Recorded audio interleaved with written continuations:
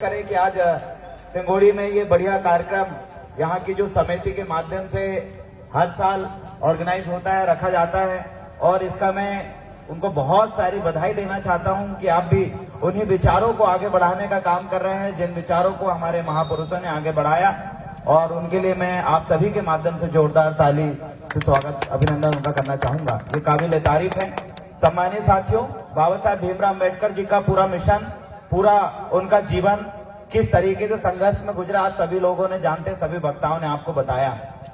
लेकिन मैं आप सभी लोगों से ये जानना चाहता हूं कि उनके जीवन में जब तक वो जीवित रहे, जिन जिन चीजों को लेकर उन्होंने संघर्ष किया, जिन जिन कानूनों को उन्होंने बनाया, जिन जिन विरोधियों को उन्होंने सहा, उनके परिवारों ने सहा, आप सभी जानते हैं। लेकिन आपके साथ क्या वो परिस्थिति दोबारा आने वाली है, या फिर बाबा साहब ने जो जीते जी जो काम करके गए उसके बाद का जीवन क्या होने वाला है, क्या आपने सोचा? जिस संविधान के खातिर बाबा साहब ने अपनी पूरी संतान, अपने परिवार को कुर्बान कर दिया, आज उसी संविधान को बदलने के लिए सांसद बनने के बाद, वित्त मंत्री बनने के बाद, बड़े बड़े पद में पहुंचने के बाद आज उसी संविधान को खत्म करने की बात हो रही है, जिस संविधान ने आज आपको और हमें खुले मंच में विचार रखने की बात कही।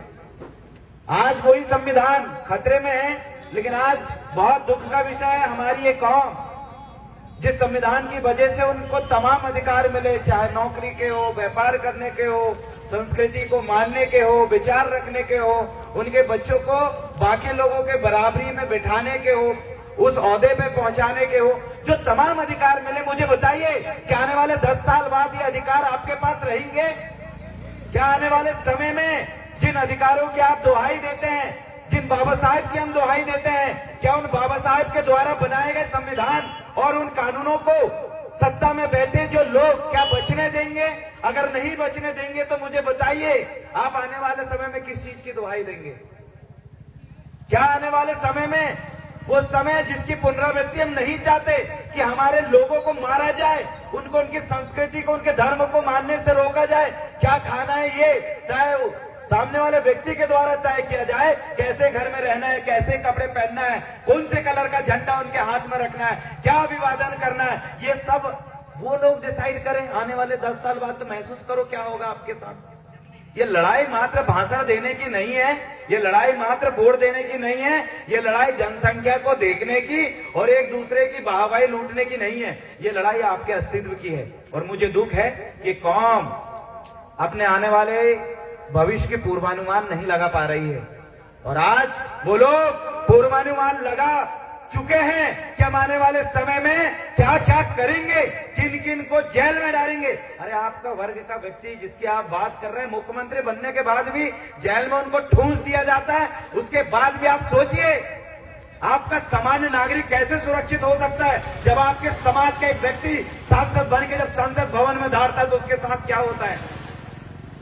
जब लोग आपके धार्मिक स्थल के पास जाके तीर का निशान छोड़ते हैं तो सोचिए किस विचारधारा को आप पालने पोसने की बात कर रहे हो, और उस विचारधारा से आपके लड़ने की लड़ाई है। बाबा साहब उसी विचारधारा से अकेले लड़े हैं, अकेले उन्होंने लड़ा है, और आज अकेले लड़ने की लड़ाई नहीं है, आज तो उन विचारधारा को मानने की, बाबा साहब की विचारधारा पे चलने वाले लोगों को संगठित होकर लड़ने की बारी थी। लेकिन आज मुझे नहीं लगता कि संगठित है।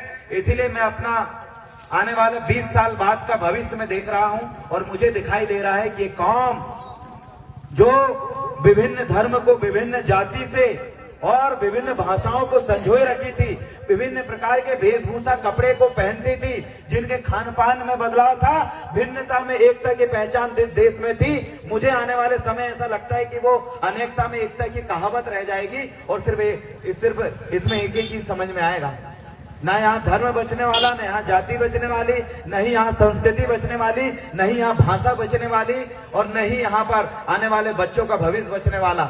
आप महसूस करिए, मुझे ये दिख रहा है, और मुझे ऐसा लग रहा है कि ये दिन आने में ज्यादा समय नहीं है, क्योंकि जिस बाबा साहब ने इस देश को संविधान दिया, उनकी मूर्ति आज सरेआम तोड़ी जाती है। जिस बाबा साहब के मिशन पे चलने वाले लोग आज अगर अपनी बात रखते हैं, उनको देशद्रोह, नक्सलवादी, अलगाववादी, आतंकवादी बोलकर उनको बंद कर दिया जाता है। मुझे लगता है मेरा आने वाला भविष्य बहुत बड़ा खतरे में है, ये मेरा पूर्वानुमान कहता है। मुझे नहीं लगता आप अपने पूर्वानुमान लगाते होंगे, या फिर 2 वक्त की खाना का जुगाड़ में आप दिन रात पैसे कमाने में व्यस्त हैं और चंद पैसा कमाने के साथ साथ मस्त आराम करने में व्यस्त हैं। लेकिन मैं तो इसमें नहीं हूं, मैं तो लगातार सोच रहा हूं और अपनी लड़ाई को मैं जारी रखूंगा, क्योंकि बाबा साहब ने ही कहे हैं कि शेर की जिंदगी जीना है, बुजदलों की जिंदगी हम जिएंगे नहीं, और ना बाबा साहब ने कभी जिए थे।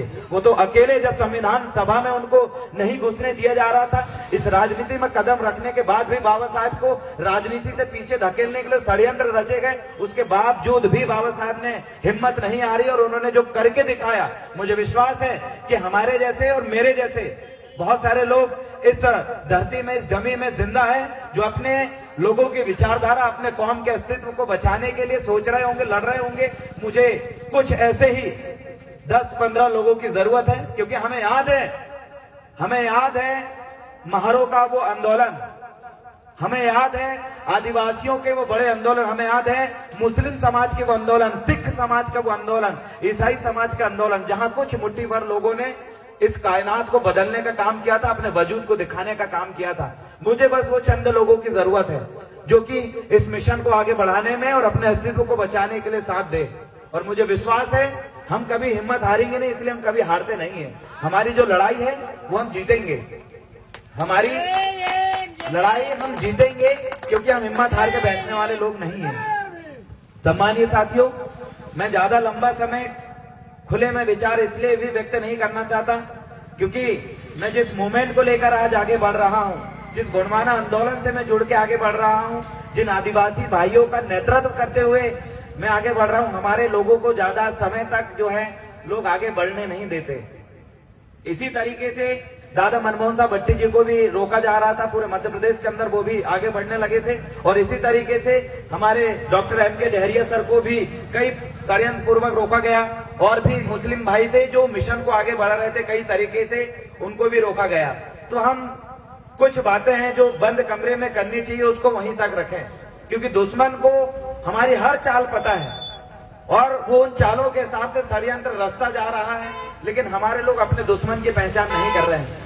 मैं यही सेंगोड़ी के कुछ लोगों को मैंने देखा जो उनके अस्तित्व को खत्म करने पे तुले हैं, उन्हीं के साथ हाथ मिलाते हुए मैंने देखा, जो उनकी कौम को, इस देश के संविधान को, इस देश के लोगों को, अस्तित्व को खत्म करने की बात कर रहे हैं, उनके साथ अगर आप हाथ मिला रहे हैं तो इससे बड़ी दुख की बात और कोई नहीं है। ये बाबा साहब भीमराव अंबेडकर जी की जयंती है। ये जयंती उस व्यक्ति की जयंती है जिसने हर एक व्यक्ति को आजादी से जीने की बात बताया, अधिकार दिलाया, और जिन्होंने कहा कि तुम कितने ही निचले वर्ग के हो, भले ही आप धार्मिक रूप से आपकी संख्या कम हो, भले ही आप जातिगत रूप से सबसे नीचे हो, भले ही आप गरीबी में सबसे नीचे पायदान पे हो, लेकिन याद रखिए आपको शासक बनना है। शासक बन के अपनी कौम को बराबरी का अधिकार दिलाना है, चाहे आर्थिक रूप से हो, चाहे शैक्षणिक रूप से, हर तरीके से ये चीज उन्होंने बोला। लेकिन आप सोचिए हम किस रूप में आगे बढ़ रहे हैं।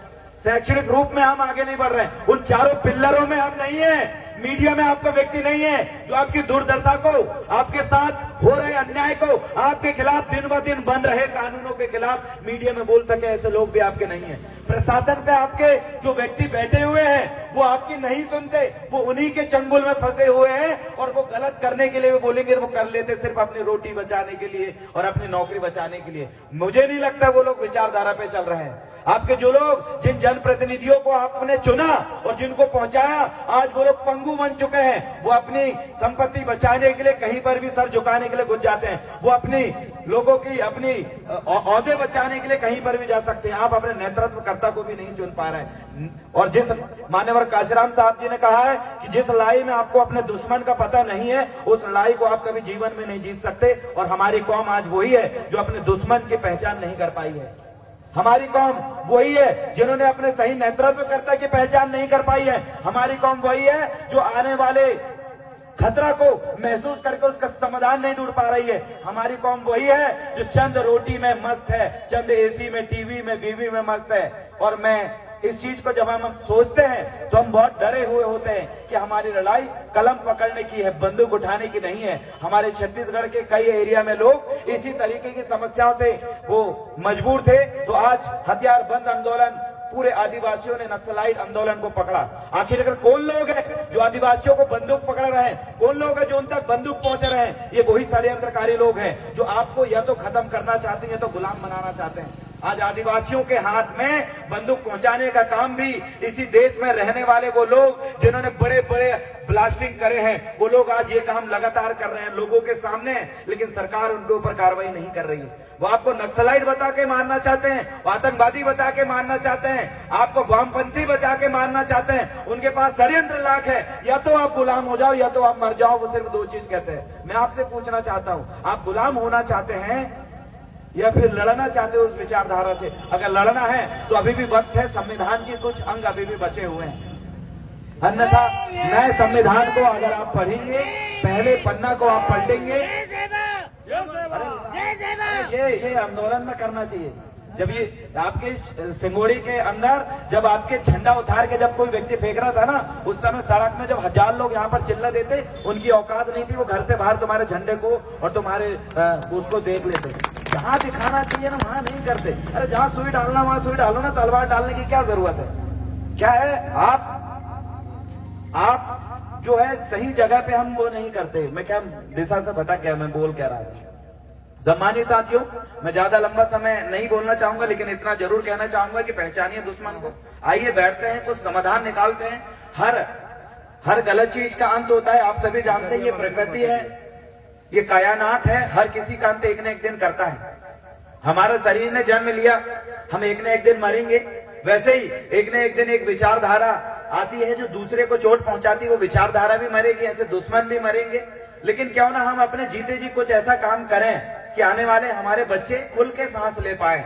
खुल के सांस लेने से मेरा तात्पर्य है वो अपने जीवन को शांति चैन अमन से जी पाए, जैसे आज आप जी रहे हैं। आइए, जैसे बाबा साहब ने कदम उठाया, आज आप शांति चैन अमन से अपनी बात रख पा रहे हैं, बोल पा रहे हैं, अच्छे कपड़े पहन पा रहे हैं, आप अपनी संस्कृति को मान पा रहे हैं, तो वो हमारे महापुरुषों की देन है। लेकिन मैं आपसे निवेदन करना चाहता हूं कि बाबा साहब ने तो कर दिया आने वाले 100 साल, हजारों साल की पीढ़ियों के लिए, लेकिन आप आने वाले 20 साल बाद की पीढ़ियों के लिए क्या कर रहे हैं? मैं आपसे ये सवाल करना चाहता हूं। अगर आपने सोचा नहीं है तो सोचिए, विचार करिए। आइए बैठते हैं, इसमें विचार मंथन करते हैं, उचित समाधान निकालते हैं। और याद रहिए, हम अपनी लड़ाई जरूर जीतेंगे। कोई माई का लाल हमें हराने वाला नहीं है, क्योंकि हम मरेंगे तो हमारे लाख संतानें पैदा होगी, वो भी लड़ाई लड़ेगी। हम इनके सामने घुटने टेक के कभी गुलाम नहीं बनेंगे। हमारी लड़ाई गुलामी से निजात पाने की है, और अब ये वैचारिक गुलामी है। और आज बाबा साहब भीमराव अम्बेडकर जी को याद करते हुए, उनके द्वारा उठाए गए कदम को याद करते हुए, आज मैं तो आपके सामने ही शपथ लेता हूं, और मैं रोज लेता हूं कि मैं अपनी कौम के लिए दिन रात अदा करूंगा। जो मुझे करना पड़े मैं करूंगा, संवैधानिक रूप से लड़ाई लड़ना पड़े लड़ूंगा। अगर मेरी कौम को कोई अगर गुंडागिर्दी दिखाकर उनके ऊपर जबरन गुंडागिर्दी अगर करेंगे, उस कौम को बचाने के लिए कई बार हमें उतरना पड़ेगा, हम वो भी करने के लिए तैयार है। लेकिन हमारे लोगों के मुंह पे हमने जितना मुतवा लिया, हम उतना नहीं पेशाब करवाना चाहते हैं। हमारी महिलाओं को जितना हमने निवस्त्र घुमवा लिए, हम उतना नहीं घुमवाना चाहते हैं। हमारे लोगों को गौमांस के नाम पर सिवनी के अंदर लाठी से जितना उन्होंने पीट लिए, हम आप वैसा दोबारा नहीं देखना चाहते। बैतूल में हमारा भाई को नंगा करके उल्टा लटका के जिन लोगों ने मारा, हम दोबारा वो घटना नहीं देखना चाहते। सिवनी में चमड़ी उधारते हुए एक व्यक्ति ने हमारे व्यक्ति को मारा, हम वैसा दोबारा नहीं देखना चाहते। नेमावर के अंदर हमारी माताओं बहनों का बलात्कार करके जमीन के 10 फीट नीचे गाड़ दिए, हम वो दोबारा नहीं देखना चाहते। हमें तो वो मंजर याद है। आप भी अपने वर्ग समुदाय के ऊपर हो रहे उन मंजरों को याद करते हुए अपने महत्वपूर्ण कदम को बढ़ाएंगे, ऐसी आशा और उम्मीद है। मैं तो अपनी लड़ाई लड़ रहा हूं, लेकिन मैं चाहता हूं हम सब मिलके इस लड़ाई को लड़ें, इस देश में संविधान को बचाएं, इस देश में पुनः शांति चैन अमन को कायम करें। और आइए इन दुश्मनों की और गद्दारों की और इस देश के संविधान को बदलने की मानसिकता वाले लोगों के खिलाफ अपनी एकजुटता दिखाकर इनकी बत्ती गुल करें। और हम कर सकते हैं, हमारी इतनी आबादी है 85%। और ये चंद 1 से 2 लोग हमारे ही बीच के लोगों को अपने पीछे बैठाकर, अपने पीछे खड़े करके जो दादागिरी दिखाने का काम करते हैं, उनको भी मैं इस मंच से चेतावनी देना चाहता हूं कि आप चंद मुट्ठी भर हो और हमारे ही लोगों को, इसी अम्बेडकरवादी लोगों को बहला फुसला के जो जन सैलाब आप अपने पीछे खड़े करे हैं। याद रखना, जब शेर अपने लोगों को जब चिल्लाता है, जब शेर धारता है, तो भेड़ बकरियां भाग जाती है, शेर रहेंगे। मुझे विश्वास है कि जिस झुंड में हमारे अम्बेडकरवादी शेर जिस भेड़ियों के झुंड में शामिल हुए हैं, वो झुंड भले ही हजारों का काफिला बन गया हो, लेकिन उन्हीं का वर्ग का अम्बेडकरवादी अगर वो इस झुंड के बीच में धारेगा तो भेड़िया भाग जाएंगे, शेर रुक जाएंगे, और वो भेड़ियों की वही हालत हम इस देश में हम करने वाले हैं, धाड़ के। और मुझे विश्वास है आप धाड़ने के लिए तैयार हैं और भेड़ियों को भगाने के लिए तैयार। आप तैयार हैं? मुट्ठीभर लोग ही इतिहास रचते। इस देश में संविधान बनाने के समय ही मुट्ठीभर लोगों ने ही महत्वपूर्ण योगदान दिया था, बाकी तो आपको अंदर घुसने से वोट देने का अधिकार सब छीन रहे थे। और मुझे विश्वास आप इस लड़ाई को रेगुलर रखेंगे, विचारधारा को जिंदा रखेंगे। बहुत बहुत धन्यवाद। जय जय जय जय जय भीम, जय सेवा, जय गुरुमाना। बहुत बहुत धन्यवाद।